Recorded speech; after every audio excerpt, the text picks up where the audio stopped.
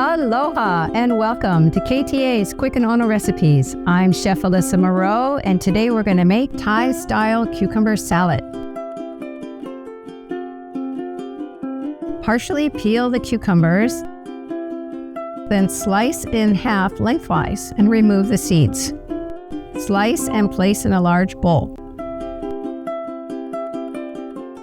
In a small bowl, combine the lime juice, vinegar, grated garlic, chopped chili pepper, sugar, and salt to taste. Pour over the cucumbers and toss to coat. Let sit for 10 to 30 minutes to marinate and then drain. Stir in the chopped cilantro just before serving and top with peanuts for added crunch. For this recipe and more, please visit ktasuperstores.com/recipes.